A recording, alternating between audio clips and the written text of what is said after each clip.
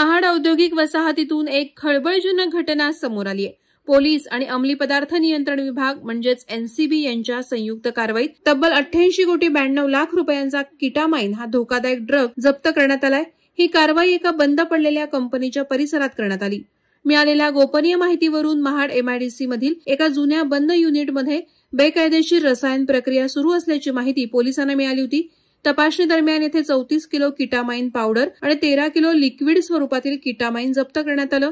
तपासात या युनिटचा वापर कायदेशीर औद्योगिक उत्पादनाऐवजी ड्रग्ज तयार करण्यासाठी केला जात असल्याचं स्पष्ट झालंय।